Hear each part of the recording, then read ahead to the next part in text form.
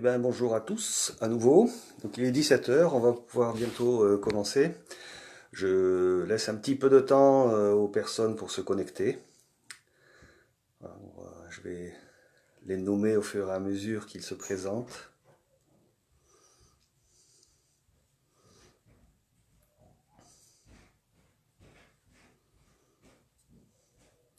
Eva, bonjour. Sonia, bonjour. Nicolas, bonjour.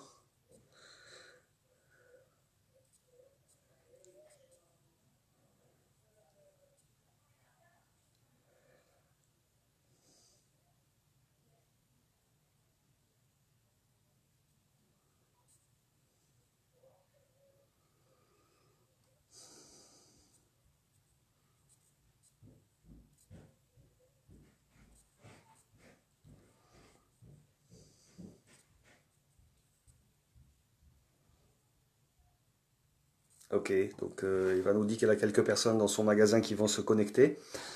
On va leur laisser un petit peu de temps, histoire qu'ils aient une intégralité de l'échange en fait entre nous.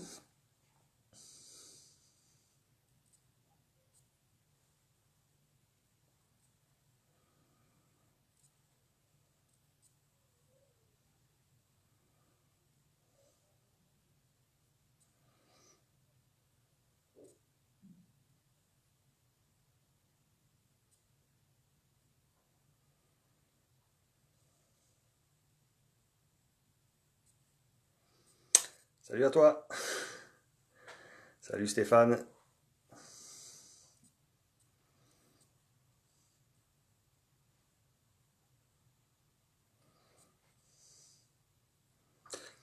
Bon, je vois déjà que les connexions ont l'air de marcher, que visiblement mes compétences en réseaux sociaux tentent à augmenter légèrement, puisque ben, ça a l'air de fonctionner. Allez, encore quelques minutes et on va pouvoir démarrer vraiment. Salut Roxane.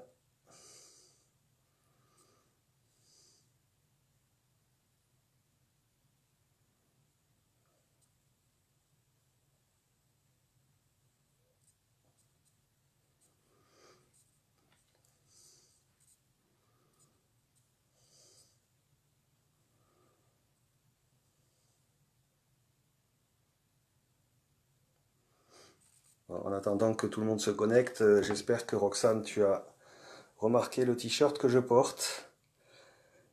Et au passage, un coucou à nos amis FO routiers.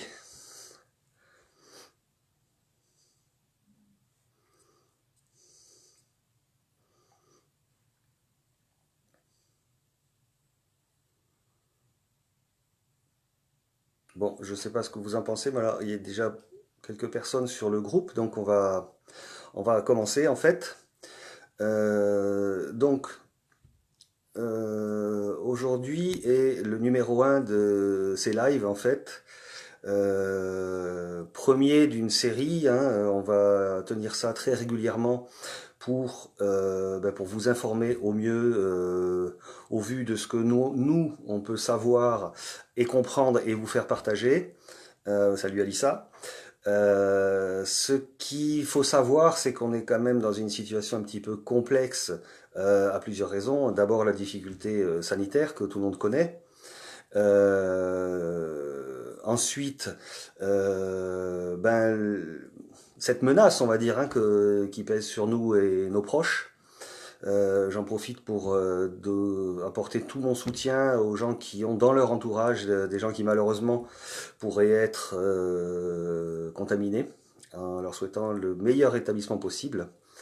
À cela, cette situation particulièrement difficile, s'ajoute une situation assez, on va dire, complexe, parce qu'on est en perpétuelle évolution, que ce soit au niveau des normes sanitaires, que ce soit au niveau des directives gouvernementales, et que ce soit aussi de l'évolution du Code du travail qui s'adapte, je ne sais pas si c'est le terme exact, mais qui s'adapte à la situation actuelle. Donc, beaucoup d'éléments au jour le jour. Ce qui peut être dit aujourd'hui, malheureusement, peut être contredit demain. Et ça inclut aussi des décisions d'entreprise par rapport à ce que nous vivons et ce que nous savons. Ce qu'il faut savoir, c'est que nous avons eu régulièrement, même si on aimerait que ce soit encore plus régulier, des échanges en tant qu'organisation syndicale avec la direction. On n'a pas forcément un taux de réponse ni une satisfaction par rapport à la précision des réponses que l'on attendait. Cependant, voilà, on a quelques éléments. Encore une fois, ces éléments peuvent, suite à des directives gouvernementales ou des permissions, parce qu'on peut plutôt appeler ça comme ça, évoluer. Ce qu'il en ressort, c'est qu'au dernier rendez-vous que nous avons eu avec la direction, c'est qu'il n'était pas encore prévu par l'entreprise, même si c'était, on va dire, autorisé par le gouvernement, d'un blocage de la participation et de la prime de progrès, les deux dernières qui viennent de tomber. Je sais que c'est un gros problème pour tout le monde et un problème largement justifié. Pour l'instant, et au niveau de communication que nous avons avec la direction, on n'y touche pas. Donc on peut prendre la part dérogatoire pour la participation, on peut décider de placer ou non la prime de progrès. Sachant qu'il y a beaucoup de magasins qui ont eu des primes plutôt intéressantes ce dernier trimestre. Ça veut dire que voilà, pour l'instant on peut y accéder. Alors, ce qui se passe, c'est que il y a, comme chaque année, vous le savez, un gros embouteillage au niveau du portail MyUpBox. Donc chaque année c'est pareil. Cette année le phénomène est amplifié du fait d'une certaine inquiétude par rapport à est-ce que je vais la voir, est-ce qu'elle va disparaître.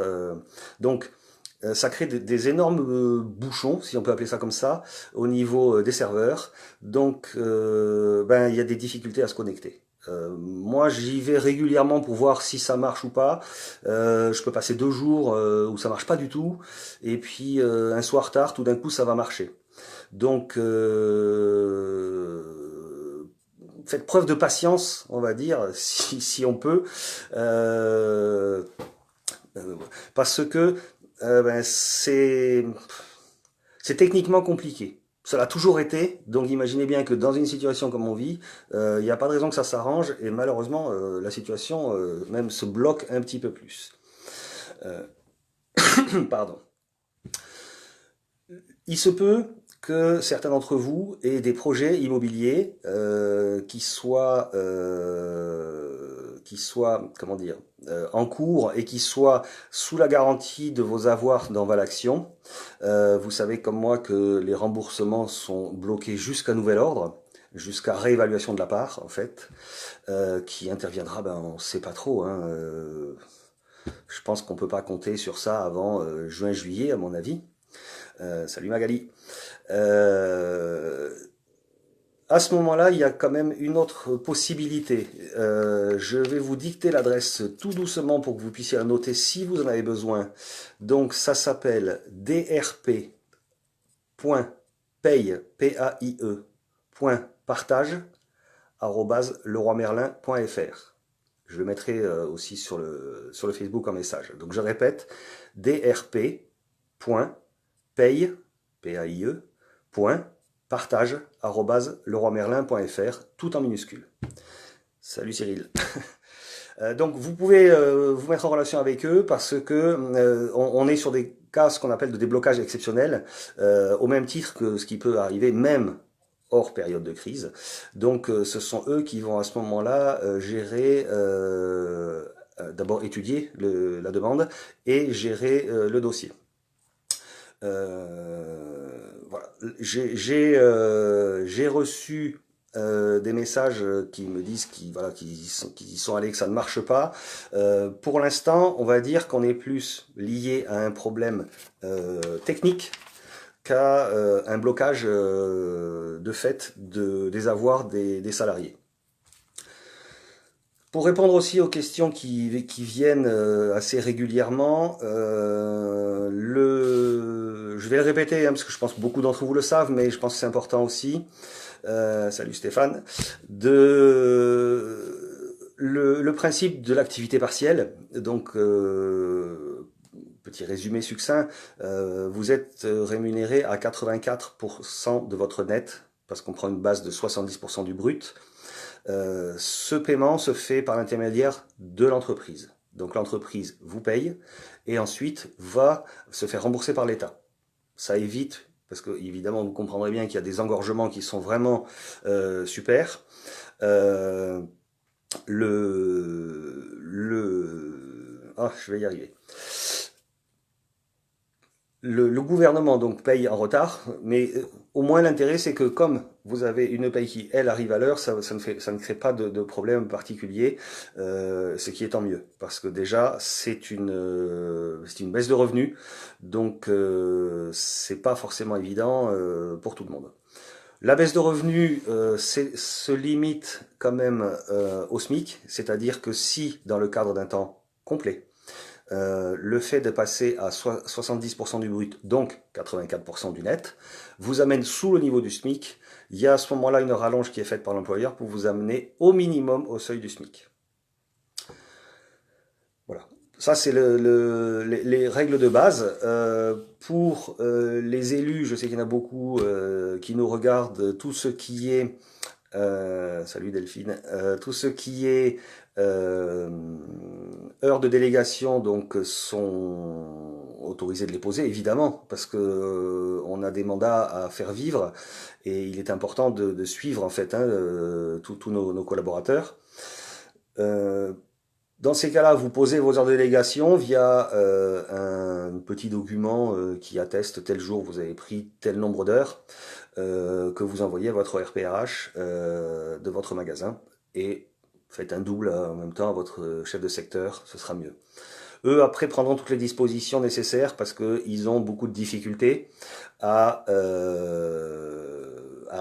gérer et à insérer au niveau informatique le fait qu'il y ait une heure de délégation payée à 100%, puisque ça fait partie des mandats syndicaux, des mandats de représentants du personnel, pardon, qui ne s'arrêtent pas pendant un chômage technique. Donc ils ne savent pas l'insérer sur une journée de travail. Bon, ça c'est un problème technique, c'est un problème à eux, si je peux dire. Donc voilà, continuez surtout à répondre à nos collègues. Je sais que vous êtes tous largement sollicités et que c'est vraiment important d'apporter une réponse à ces inquiétudes qui peuvent y avoir autour de ça et surtout à cette méconnaissance parfois des événements. Pour ce qui concerne en fait vos mandats, il est important de suivre vos collègues. Nous sommes une organisation syndicale qui a pour but d'apporter des réponses, d'apporter du soutien aux salariés de l'entreprise et de faire évoluer l'entreprise. Alors, le soutien, les réponses, je sais que vous les avez, je sais que vous le faites, je sais que vous êtes motivés pour le faire. Maintenant, en ce qui concerne les organisations syndicales et le niveau, on va dire, d'information que nous pouvons avoir, vous avez pu le constater, malheureusement, c'est pas que dans notre entreprise, mais beaucoup de décisions se prennent en dehors des organisations syndicales, c'est-à-dire en dehors de consultations. Donc ça, fait partie des prérogatives de l'État, en fait, qui a considérablement simplifié les mesures d'action des entreprises. Donc nous avons un niveau d'information, on va dire, qui est un petit peu aléatoire. Donc on va vraiment chercher de l'information. On la demande très régulièrement. Et au fur et à mesure que nous aurons ces informations-là, nous vous les communiquerons. Dans l'état actuel des choses, dans notre entreprise, vous le savez, les retraits 2 heures sont ouverts, moyennant des précautions. Donc il est intéressant d'aller vérifier en fait dans les magasins et dans les sites, en prenant évidemment toutes les précautions nécessaires, c'est-à-dire tous les gestes barrières, en regardant si la volonté en fait comment dire, de sécurité des salariés est bien respectée, ce qu'il faut savoir, et vous le savez parfaitement, c'est que on s'habitue à des gestes comme on s'habitue à des trajets en voiture. C'est pas pour rien que 80% des accidents de la route sont à moins de 10 km de son domicile. Pourquoi? Parce qu'on s'habitue en fait à des gestes répétitifs. Et du coup, on a une attention qui va pas se perdre, mais on va dire s'émousser un petit peu. Donc il nous appartient vraiment de vérifier qu'il y ait un niveau de sécurité qui soit en permanence à son maximum. On n'est pas, comment dire, dans le jugement. Notre organisation syndicale et beaucoup d'organisations syndicales représentatives chez Leroy Merlin ont dénoncé cette ouverture parce que ça met en danger la santé des salariés pour des raisons qui ne sont pas toujours justifiées. On n'est pas forcément que sur des produits de première nécessité. Les entrepôts préparent des tondeuses, des rouleaux à gazon, donc il y a une certaine limite à la notion de produit indispensable. Cependant, certains d'entre nous, de nos collègues, ont décidé d'être volontaires. Nous ne sommes pas là pour les juger, nous sommes là par contre pour les accompagner et pour leur dire de faire très très attention. C'est très important parce que voilà, on va comment dire, les aider en observant, en faisant des remarques auprès de la direction en disant attention, là il y a quelque chose qui ne va pas, il faut vite corriger le tir. Donc ça fait partie de notre rôle d'élu. La phase 2 de ce magasin, de l'attitude des magasins, ça va être la délivrance des commandes clients réglées et complètes, ce qui peut engendrer de nouvelles difficultés. C'est-à-dire que les commandes, ça peut être des objets très lourds, ça peut être des objets avec une manutention obligatoire à 2 personnes, qu'on ne va pas forcément retrouver exactement les mêmes dans les commandes, on va dire, dites de première nécessité. Donc, ils vont entraîner des manipulations à 2. Donc, ils vont entraîner un éventuel non-respect des gestes barrières. C'est très important ça, parce que on le sait tous, les gestes barrières sont quand même indispensables à une vraie sécurité des personnes. Donc, il est important de vérifier ça, il est important de le vérifier au quotidien, même chez vous, hein, enfin, quand vous allez faire vos courses, quand vous devez sortir de chez vous, faites très attention à ces gestes-là, parce qu'il y va aussi de votre santé. La phase 3 sera la livraison à domicile chez le client. Donc là, encore une fois, on ne sait pas trop comment ça va se passer.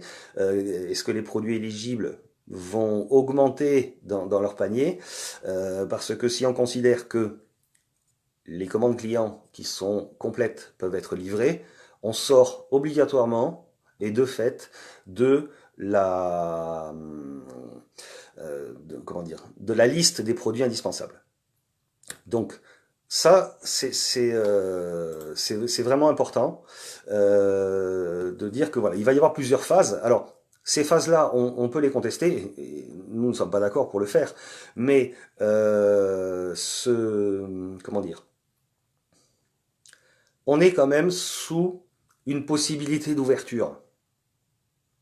Bien qu'à 50 personnes, on n'ouvre pas, hein. 50 personnes dans un lieu confiné, c'est juste pas possible. Donc voilà, il appartient à chacun de juger en fait de l'opportunité d'ouvrir ou pas. Ce qui est important et ce que nous allons aller chercher, c'est de savoir quelle est la rentabilité de ça, au-delà de l'image que l'entreprise veut donner par rapport à des produits de première nécessité, parce que on nous a vendu l'image, certes, on nous a vendu aussi la survie financière de l'entreprise. Il est important de savoir si un magasin qui ouvre et qui fait, par exemple, 4000 € de retrait sur la journée est rentable. Autrement dit, est-ce qu'on sauve l'entreprise ou est-ce qu'on accentue son déficit? En dehors de la question de l'image, hein, j'entends bien, mais c'est quand même des choses importantes à savoir.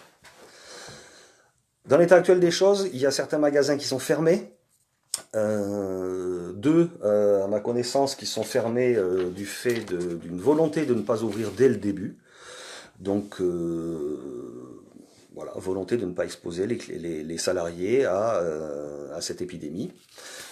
Donc, on les salue. Après, nous avons eu des fermetures suite à des cas déclarés. Donc, alors, actuellement, nous avons qui sont fermés. Nous avons Biganos, Albi, Bordeaux-Lac, Livry-Gargan, Chartres, Dinard, Rueil-Malmaison. Donc ça, c'est des magasins qui ont été exposés, à part Bordeaux-Lac et Biganos, qui ont décidé de ne pas ouvrir de leur propre fait. Donc, nous saluons cette initiative. Nous avons aussi, malheureusement, dans certains magasins, notamment magasins de Valence, des cas déclarés et une ouverture qui perdure. C'est un petit peu gênant parce que pour avoir contacté l'ARS et le site du gouvernement qui s'occupe du coronavirus, on m'a répondu très clairement qu'il était extrêmement conseillé, mais malheureusement non obligatoire, il était extrêmement de changer l'équipe en place, complètement, avec un retour à la maison et une vraie surveillance de sa température beaucoup plus active que ce qu'on pourrait faire en temps normal, si on peut appeler ça normal, et une désinfection du lieu. Bon, ça n'a pas été le cas. On le déplore vraiment, vraiment fortement. Donc, il est important de surveiller ça. Et il est important aussi de dire à vos collègues, parce que l'information n'a peut-être pas été donnée dans son entièreté, c'est que le côté volontaire du travail en ce moment est réversible à tout moment. C'est-à-dire qu'à partir du moment où vous ne le sentez plus, à partir du moment où vous avez la trouille, vous y allez pas. Vous prévenez évidemment, mais vous y allez pas. D'accord? Il n'est pas nécessaire d'attendre qu'il y ait un cas avéré pour dire bon, moi je me mets en retrait parce que j'estime que ma santé est exposée et que je n'ai pas envie qu'elle le soit. Donc à tout moment, vous pouvez décider comment dire, de vous retirer de ce côté volontaire. Revérifiez également qu'il y ait des consignes sécurité qui soient vraiment bien faites. Notamment, je vous ai fait passer pour beaucoup d'entre vous des fiches que nous a donné la médecine du travail, ne serait-ce que tout bêtement, un gant que vous portez, il vous protège vous, tant que vous l'avez, tant que vous savez l'enfiler, tant que vous savez l'enlever. Vous pouvez contaminer, par exemple par contact tout simplement. Votre gant touche une zone contaminée. Elle va se poser autre part, votre main, donc votre gant va transmettre. Ça, il faut le savoir. Donc, c'est un vecteur aussi de transfert. Ensuite, quand vous l'enlevez, il faut vraiment l'enlever en le touchant très très peu, en le roulant à l'intérieur de lui-même, et avec cette boule-là, vous serrez dans votre autre main et vous enlevez le deuxième gant que vous mettez en boule, que vous jetez, et ensuite vous désinfectez les mains. Ça paraît pas, mais c'est souvent pas fait. Les distances, évidemment. Faites très attention aussi, parce qu'on s'est aperçu que le virus du corona est un virus lourd, donc il a tendance à tomber. Donc quand vous rentrez chez vous, mettez vos chaussures à l'extérieur ou dans un coin, au moins jusqu'au lendemain. Si vous pouvez désinfecter, tant mieux. Mais pensez à ça. Je reçois une question, donc, est-ce que les décharges que signent les volontaires a une valeur juridique? Alors, la décharge, on a vu passer des décharges qui ne sont pas de l'entreprise. Il y a deux choses. Un, la décharge est illégale. C'est simple, c'est illégal. La seule chose que l'on fait, c'est que on signe un engagement de travailler qui est rétractable à tout moment, ce que j'ai précisé tout à l'heure. Et ça s'arrête là. On n'a pas le droit de signer une décharge de responsabilité. Parce que, pour deux raisons. La première, c'est que l'employeur a une obligation sur la santé de ses salariés. Et la deuxième, c'est que s'il fait signer une décharge, ça veut dire qu'il, lui, ne respecte pas ou n'est pas clair par rapport aux règles de sécurité, et qui se dit si jamais il m'arrive quelque chose, à ce moment-là, ben, ce sera tant pis pour lui, et moi il m'arrivera rien. Donc non, surtout pas. Pas de décharge, et c'est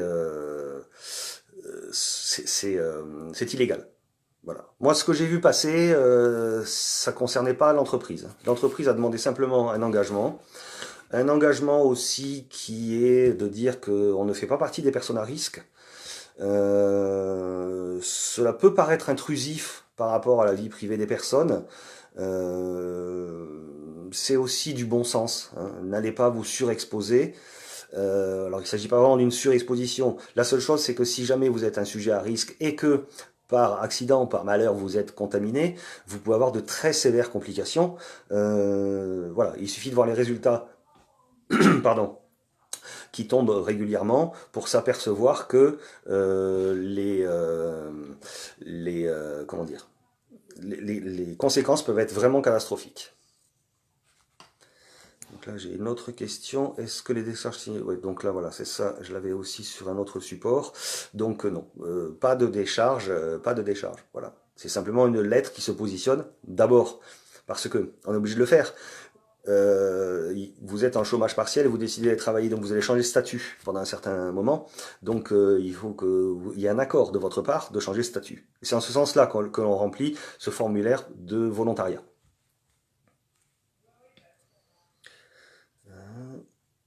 Je regarde s'il y a d'autres questions.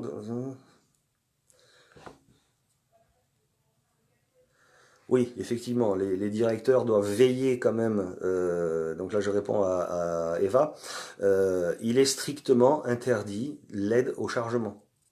Parce que l'aide au chargement, de fait, vous fait franchir les distances de sécurité. Donc, en aucun cas, on aide un client à charger. Il y va de votre sécurité et il y va aussi de votre part du respect des consignes de sécurité. Donc comment dire, n'aidez pas. Voilà. C'est pas une mauvaise attitude de vendeur qu'on vous demande. On vous demande de vous préserver tout simplement et de préserver aussi la personne que vous allez servir. Donc charge à elle de s'arranger pour venir soit avec une autre personne, soit avec les moyens nécessaires de transport pour se débrouiller toute seule, sans vous amener dans cette fameuse zone dans laquelle ben vous êtes potentiellement en danger. Donc question de Florence, notre compteur négatif actuel sur Tactix sera mis à jour? Oui. Alors il y a deux options. Parce que j'ai eu beaucoup d'appels en me disant mon compteur négatif, là, enfin mon compteur tactique, il perd 35 heures par semaine. Alors, ça va se faire. La question, c'est de savoir comment. Vous savez que quand vous êtes en chômage partiel, vous êtes, comment dire, en suspension de contrat de travail. Donc, deux choses peuvent se passer. Soit votre compteur, ben, il continue à faire des heures en négatif, et à ce moment-là, ce sera récupéré, ce sera remis à zéro, on va dire. Soit, vu que votre contrat de travail est en suspension pendant l'année, le nombre d'heures que vous avez à faire dans l'année, eh ben, il est déduit des heures pendant lesquelles vous êtes en chômage partiel. C'est aussi simple que ça. Donc, on peut très bien, je vais prendre un exemple tout bête, je dois faire 1000 heures dans la semaine, j'ai 100 heures de chômage partiel, soit on me remet les 100 heures, soit on me les enlève, ça c'est pas un problème, donc je passe à moins 100 heures, mais en même temps, du fait de la suspension de mon contrat de travail, eh bien, j'ai que 900 heures à faire. Donc ça revient au même. Donc ne pas s'inquiéter par rapport à ça, parce que ça va se régler tout seul en fait. Hein. C'est pas. Ce qui est sûr, c'est que au moment où vous avez été déclaré en chômage partiel, votre compteur, ce sera le même quand vous reprendrez le travail. Voilà.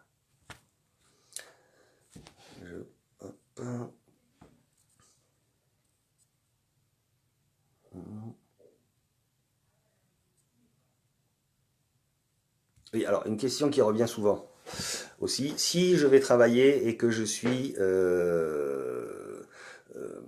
contaminé, à ce moment-là, qu'est-ce qui se passe? non, je ne suis pas un accident de travail. Ce sera impossible à prouver, en fait. C'est simplement ça. Parce que vous pouvez aussi avoir été contaminé par une personne de votre entourage. Vous pouvez avoir été contaminé en allant faire vos courses. Donc, il n'y a pas la possibilité, si vous voulez, de prouver que c'est dû à un contact prolongé ou à un contact avec une personne infectée. Question de Didier. Après un arrêt maladie Covid-19, on passe en chômage partiel directement? Oui. C'est-à-dire que si vous êtes sur en arrêt maladie, dès que vous changez, en fait, en arrêt maladie, votre contrat de travail n'est pas suspendu. Donc, quand vous quittez le statut arrêt maladie, vous passez en statut chômage activité partielle. Alors, juste pour dire, parce qu'il y a beaucoup de termes, chômage technique, chômage partiel, activité partielle. Bon, le terme officiel du moment, c'est activité partielle, mais les trois veulent dire exactement la même chose. Donc après, c'est juste une question de considérer que en activité partielle, on travaille pas du tout. Donc voilà, on va dire c'est un emballage de syntaxe.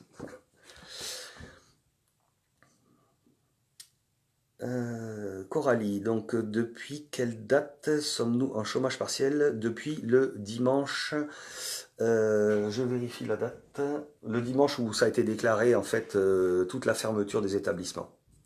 Alors, ce qu'il faut savoir, c'est que dans le cadre du chômage partiel, avant la crise du coronavirus, l'employeur avait 15 jours pour faire sa déclaration. La rétroactivité n'était pas forcément de fait.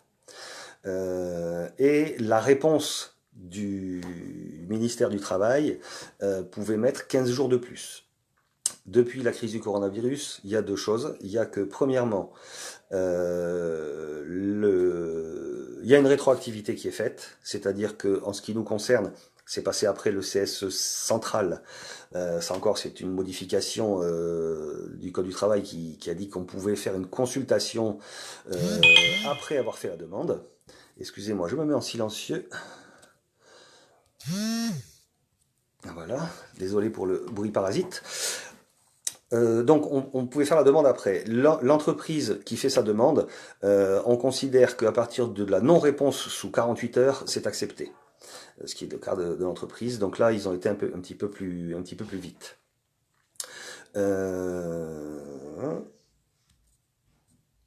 Donc ces éléments en fait qui vont beaucoup plus vite qu'avant, ils vont aussi un peu plus vite dans les deux sens, c'est-à-dire qu'il y a aussi quand on est en arrêt maladie suite au Covid-19 ou pour les personnes qui ont été en arrêt maladie suite à un besoin de garde d'enfants, il n'y avait pas de délai de carence rajouté. De la même manière, le complément que donne l'employeur, le complément salarial quand on est en arrêt maladie, peut se déclencher en fonction de l'ancienneté, peut se déclencher au bout d'une semaine. Là, c'est pris en charge dès le premier jour.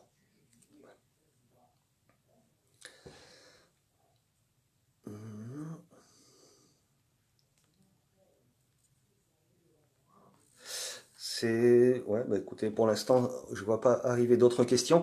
Je vais publier aussi un lien qui vous ramène sur le coronavirus FO vous répond, qui est très très bien fait. Hein, c'est un site de questions-réponses en fait, et qui vous donne notamment les différences entre la garde d'enfants par exemple qui a été déclenchée pour certains juste avant la mise au chômage partiel et qui vous explique que la différence c'est une différence simplement de juridique, mais qu'à la fin c'est exactement pareil. Hein. Il y a pas de complément, il n'y a pas un avantage plus qu'un autre à être pardon, à être dans une situation plus qu'une autre. Après, quand le problème qu'on a rencontré, c'est que c'est à l'entreprise de faire la déclaration suite à une demande d'un salarié. Or, l'entreprise, dans certains cas, n'a pas envoyé les demandes dans les délais demandés, ce qui fait que quand c'est passé en chômage partiel, ben, les demandes ne pouvaient plus être envoyées. Donc à ce moment-là, il y a eu un petit mouvement de panique par rapport aux gens qui l'avaient demandé. Dans leur statut, ça change rien. C'est simplement une mise en activité. C'est le principe de, euh, de dire qu'on ne peut pas avoir deux statuts en fait en même temps. Donc le premier prévaut sur le second. Il n'y en a pas un qui va se substituer dans ce cas-là pour la situation des salariés. En ce qui concerne les vacances, alors encore une fois, c'est sous réserve de modification de la décision de l'entreprise. L'entreprise, pour l'instant, je dis bien pour l'instant, n'a pas décidé de forcer la prise de congé avec un jour de délai sur 6 jours avant la fin mai. Voilà, c'est la position qu'elle a pris. Nous souhaitons vivement qu'elle ne revienne pas sur sa position, mais nous savons aussi qu'elle en a la possibilité. Donc, encore une fois, on est dans des situations qui évoluent au jour le jour, et en fonction de la situation, de l'état des magasins, de l'avancée, le pic de l'épidémie attendu pour cette semaine, hein, donc on ne sait pas encore trop comment ça va se passer au niveau de l'urgence sanitaire. Pour l'instant, les congés maintenus, enfin posés sont maintenus, peuvent être au cas par cas. Donc là, c'est à voir avec les managers, à voir avec votre magasin, au cas par cas, peuvent être déplacés pour une période entre guillemets plus favorable, mais il n'y a pas du tout d'obligation d'acceptation de ça. Et donc va se poser certainement peut-être un problème hein, des personnes qui avaient prévu de prendre des vacances en mai ou qui n'ont pas eu le temps de les poser. Ben quid de ces personnes quand on va rouvrir et que, je l'espère, bientôt, l'épidémie va s'arrêter en France parce qu'il va y avoir un embouteillage au niveau des congés, il va y avoir une non-présence dans les magasins. Donc voilà, nous avons demandé des dérogations par l'intermédiaire du CSE central pour que, eh bien, il y ait un délai supplémentaire, c'est-à-dire qu'on ne soit pas obligé de solder à fin mai, qu'on soit peut-être obligé de solder à fin juin ou fin juillet. Après, ça va dépendre aussi de la durée hein, de l'activité partielle pour avoir un petit peu plus de souplesse et avoir de la présence aussi dans les magasins.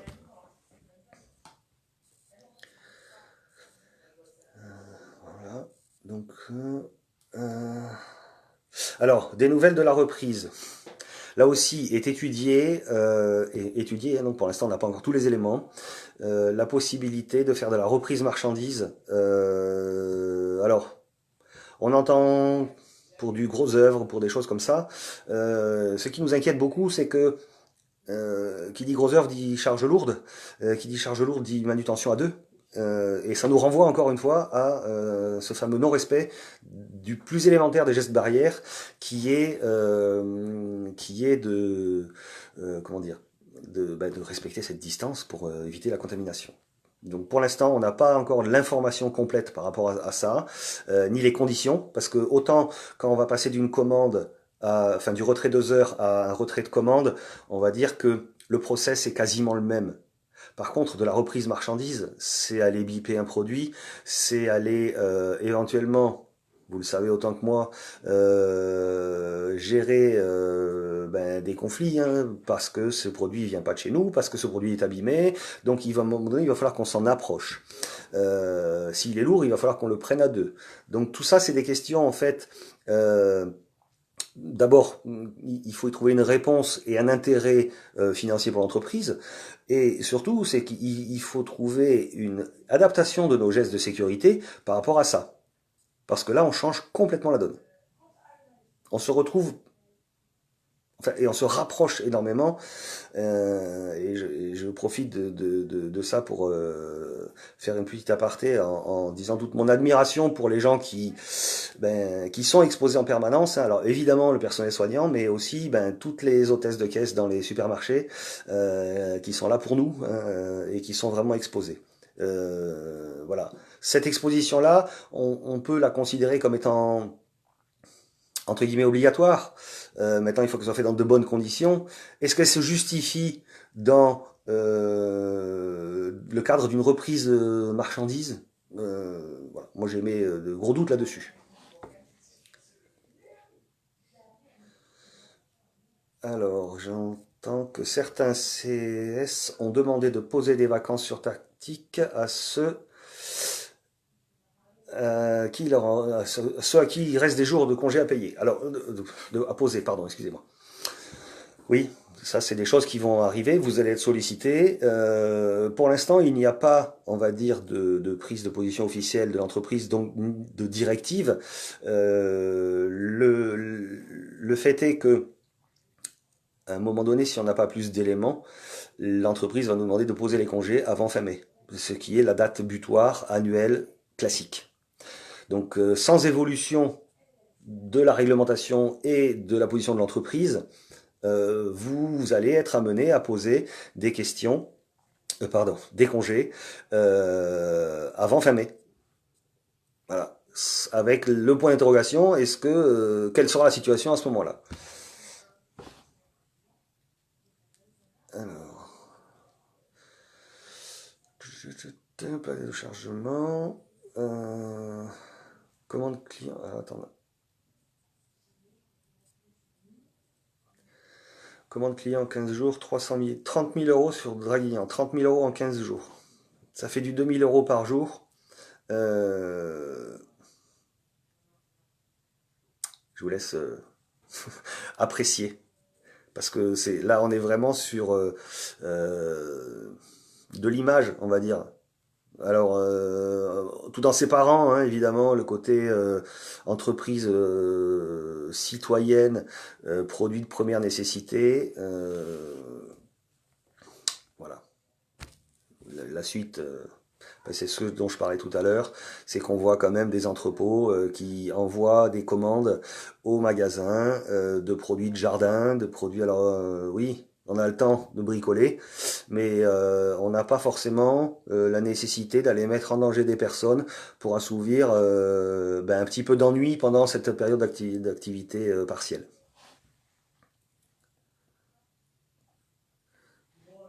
Alors attends, l'image même, oui.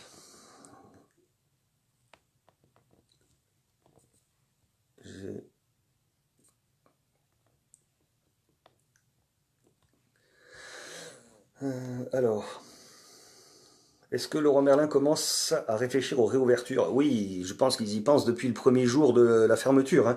Faut pas se leurrer. La question est de savoir comment ça peut se passer. Est-ce qu'on peut envisager ça ou pas? Est-ce qu'on peut envisager de mettre un magasin en route avec une obligation, vu que c'est un lieu confiné, de ne pas dépasser 50 personnes ou 10 si jamais ça baisse. Voilà, on enlève les salariés, 50 personnes. Je vous laisse calculer le nombre de clients en même temps dans le magasin. Ça risque d'être un peu compliqué. Ça risque d'être un peu compliqué, ça risque d'être un petit peu difficile aussi pour tout le personnel on va dire de surveillance et d'accueil, parce que ça va générer obligatoirement des conflits, malheureusement qu'on voit de plus en plus, ne serait-ce que dans les supermarchés alimentaires. Donc voilà, on n'a pas pour l'instant d'informations.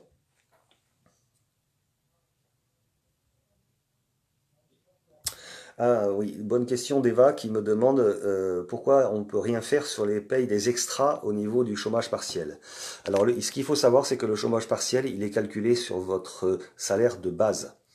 Donc, je m'explique. Vous travaillez le samedi et le dimanche. Votre salaire de base, il est défini sur votre contrat de travail et il est bonifié parce que vous travaillez le dimanche. Donc le calcul de votre chômage partiel sera fait sur votre salaire de base et non pas sur le salaire de base plus la majoration du travail du dimanche ou de travail de jour férié. Donc là, c'est effectivement une perte importante, mais c'est dans le mode de calcul. Donc est-il obligatoire de poser tous nos CP? Oui, de toute façon, ça va l'être, hein. On va arriver, on est quasi début avril. On sait que la période de congé acquis sur l'année se termine en fin mai. Donc, oui, on va nous demander de les poser. Alors, est-ce qu'on va nous demander de les poser via des conférences téléphoniques par rayon ou par secteur pour s'arranger, en fait, on va dire. Euh, ou est-ce qu'on va nous imposer des jours de manière arbitraire? Voilà. Pour l'instant, c'est pas forcément, comment dire, une décision unilatérale de l'entreprise. Voilà. Comme je disais tout à l'heure, elle s'est défendue de ça dans un premier temps, donc ça peut évoluer. Ça peut évoluer. Donc à suivre. Mais pour l'instant, il y a pas, il y a une obligation de poser ses congés comme il y a une obligation de chaque année. Pour l'instant, on en reste là. Les CP à solder avant fin mai, peut-il être payé ou être pris? Non. Dans l'état actuel des choses, non. Les congés payés qui ne sont pas pris peuvent être perdus. Donc à poser. Alors là, c'est un peu difficile. Parce qu'on peut très bien aussi avoir une directive gouvernementale qui autorise. Après, c'est une sortie aussi de trésorerie pour l'entreprise. Donc, est-ce qu'elle va vouloir le faire ou pas? À suivre. Il est évident qu'il y en a beaucoup de personnes que ça arrangerait dû à une perte d'activité, donc une baisse de salaire. Pour l'instant, c'est pas dans les cordes. Question de Didier, pourquoi le salaire de mars n'est pas complet alors que arrêté le 17 du mois? Alors le 17, les payes s'arrêtent pas toujours, hein, le 17 ça peut être entre le 20, 21, 22. Donc mars, de toute façon, ce qu'il faut savoir, c'est que mars, il y a obligatoirement une perte de salaire du fait qu'il y a eu une partie du mois qui était en activité partielle. Donc faites attention par contre parce que si certains magasins ont envoyé la paye avant la déclaration en fait d'activité partielle, vous avez un trop perçu. Donc ce trop perçu sera à déduire du salaire du mois prochain. Donc ce trop perçu, ne le dépensez pas. C'est un trop perçu, ou considérez-le peut-être comme une avance, mais ça s'arrête là. Donc surtout, rigolez pas avec ça. Ce sera du trop perçu. D'une manière légale, hein, l'entreprise, enfin l'employeur, quel qu'il soit, peut vous réclamer du trop perçu jusqu'à 2 ans. Après un versement supérieur fait par erreur. Pourquoi hein Rien à faire donc ça c'est bon, on l'a vu. Comment va se passer la paye des extras? Ben voilà, ça j'ai répondu tout à l'heure. Et les CP, voilà, les CP, est-ce qu'ils peuvent être payés ça peut être une demande de l'entreprise, hein, ça peut être comment dire, une volonté de dire, ben, si vous voulez, je vous paye vos congés payés restants, parce qu'il reste 3-4 jours ou une semaine. Ça me garantit aussi une présence magasin à la réouverture. Voilà, pour l'instant, on n'a pas d'éléments par rapport à ça. Y a-t-il possibilité de pouvoir créer dans l'entreprise un CET pour pouvoir mettre de côté les congés non posés? Alors, il y a une ouverture de négociation sur le CET qui était prévue pour mi-mars, donc qui n'a pas pu démarrer. Ce qui est sûr, c'est que si tant est que l'accord sur le CET comment dire, est en route et donc qu'il y a un CET sur Leroy Merlin qui s'ouvre, techniquement il sera pas opérationnel pour cette année. Il sera opérationnel pour les congés non soldés à mai 2021. Donc, petit aparté, on va faire un petit explicatif sur le CET. Merci Christophe de me le rappeler. Le CET, c'est un compte épargne-temps. Donc, vous avez des jours de congé que vous n'avez pas utilisés, qu'on vous demande de poser dans une période qui ne vous arrange pas parce que c'est un reliquat de 2, 3, 4 jours. Vous pouvez les mettre sur un compte épargne, en fait, qui va accumuler des jours que vous pourrez utiliser plus tard. C'est-à-dire qu'on peut... Alors après, ça dépend des entreprises, hein, mais vous pouvez les utiliser plus tard parce que vous avez un projet de voyage, parce que vous avez un projet voilà, familial, personnel. Donc, c'est ça en fait. C'est un compte épargne jour de congé, on va dire, plutôt que compte épargne de temps. C'est quelque chose qui est en gestation hein, chez Leroy Merlin. Donc on ne sait pas pour l'instant quels vont être le nombre de jours maximum que l'on peut mettre dessus. Est-ce que ça peut être transformé en argent ou pas. Donc il y a plein de mécanismes en fait hein, qui vont jouer autour de ce fameux compte épargne-temps. Il y a notamment le PERCO, donc le plan d'épargne retraite complémentaire. Avec donc dans certains cas des mouvements entre l'un et l'autre. Je ne vais pas beaucoup m'étaler là-dessus parce que c'est quelque chose qui va démarrer. Donc on n'a pas le CET est propre à chaque entreprise. Pour l'instant, l'entreprise n'a pas défini le sien. Il y a quelques lignes qui ont été posées. Il y a des discussions qui sont faites avec les organisations syndicales dans le cadre donc de cet accord sur le compte épargne-temps. Mais pour l'instant, c'est vraiment en gestation. Donc, ce qui est sûr, c'est que pour cette année, ce sera tout à fait impossible de dire, ce que j'ai pas pu mettre avant mai cette année, je le mets dans un CET, parce que le CET n'aura pas eu le temps de se créer par rapport à ça. Ensuite, comment il va se créer? Ça va dépendre du résultat des négociations avec les organisations syndicales. Donc, je peux pas vous en dire plus parce que il est vraiment à créer. Là, il y a un squelette, grosso modo, qui a été présenté, mais il faut l'habiller.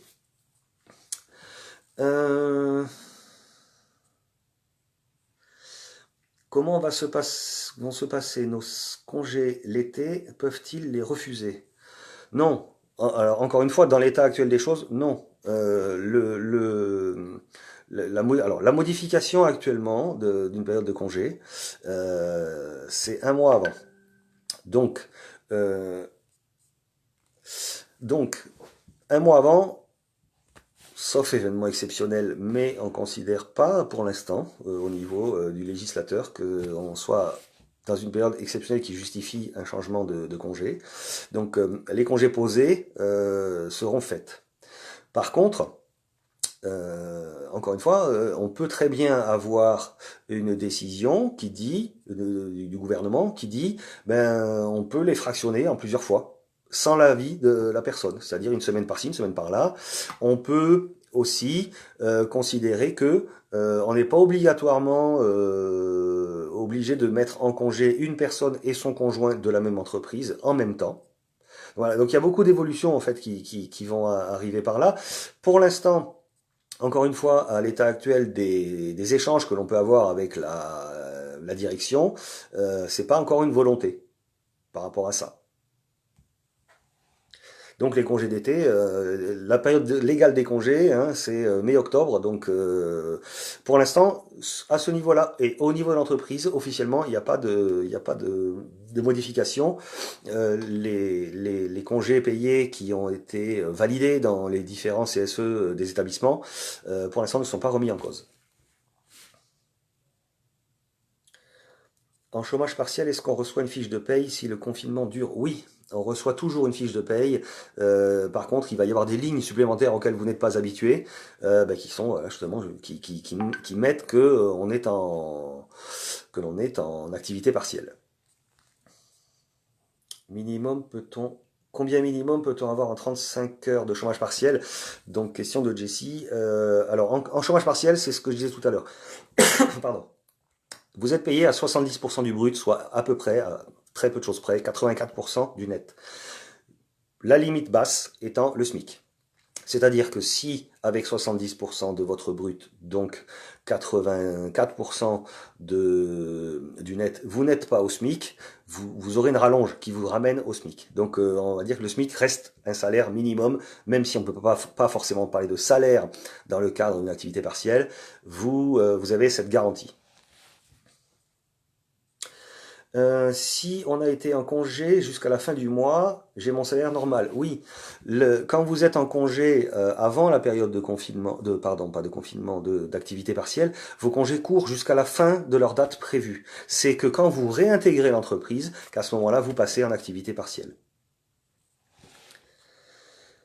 Euh,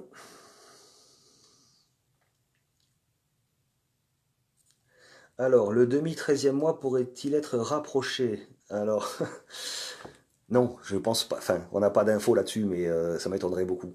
Après, on ne sait pas non plus quelle va être l'attitude de l'entreprise par rapport à ça. Les premiers éléments qu'on avait, c'est que si le chômage partiel durait 15 jours, il n'y aurait pas d'incidence sur le chômage partiel, pardon, sur la prime qui serait versée. Pardon. Par contre, au-delà, et à mon avis, on y va, hein, au-delà, ben, on n'a pas encore d'informations. Il y a de grandes chances que ce soit minoré quand même. Les horaires d'ouverture restent-elles les mêmes?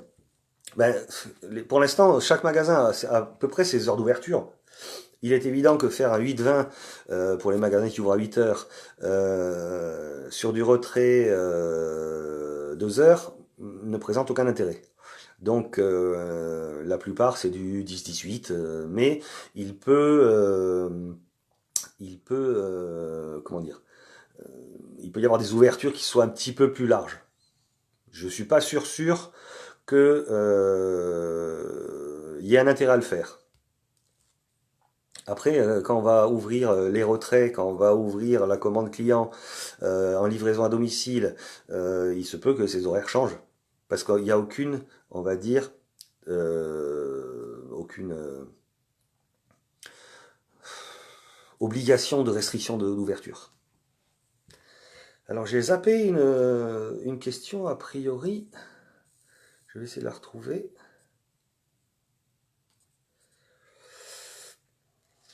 Donc, bah écoute, c'était une question de Laurent. Donc Laurent, si tu peux la reposer, ça m'arrangerait parce que là dans le fil, je t'ai peut-être zappé. Tu m'envoies désolé, mais je te réponds dès que je peux. Ah, attends, peut-être moyen de la retrouver.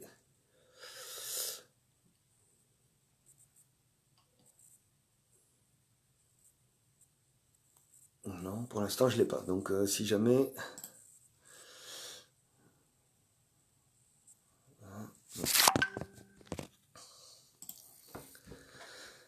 Est-il possible qu'un magasin n'ait pas encore fait la demande? Ah ouais. Alors, voilà la question de Laurent qui revient. Est-il possible qu'un magasin n'ait pas encore fait la demande de chômage partiel à la directe? Oui, malheureusement oui. Alors, il y a deux choses. La première, c'est que ce serait quand même assez maladroit de faire ça, au vu de la situation et de l'angoisse que peuvent se donner les personnes. Aussi, comme il y a une réponse qui est quand même relativement rapide maintenant, hein, on est passé de 15 jours à 24 heures, 48 heures, pardon. Donc oui, c'est possible. C'est pas dans l'idée, hein, parce que normalement, dès que le CSC a été tenu, et même les demandes sont parties avec une demande rétroactive au premier jour. Hein. Donc oui, c'est possible. Si c'est le cas, à mon sens, c'est simplement un problème administratif, mais qui n'aura pas d'incidence sur vous.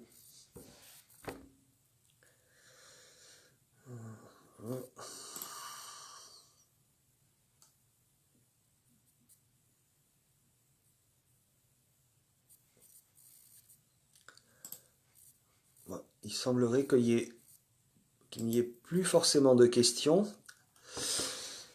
Donc, pour conclure ce premier live, sachez simplement que voilà, vous avez pour ceux qui on va dire ne sont pas forcément élus mais qui viennent nous rejoindre pour voir ce qui se passe. Vous avez des élus dans vos magasins, vous avez le site, vous avez le Facebook. Donc même si vous n'avez pas forcément d'élus dans votre magasin, mais n'hésitez pas à vous rapprocher de nous par l'intermédiaire soit d'un autre magasin, soit du site, soit du WhatsApp. Enfin, il y a quand même pas mal de possibilités de nous contacter. Et on se fera un devoir de répondre à vos questions, évidemment dans la mesure de notre niveau de connaissance, hein, qui n'est pas forcément toujours bon par rapport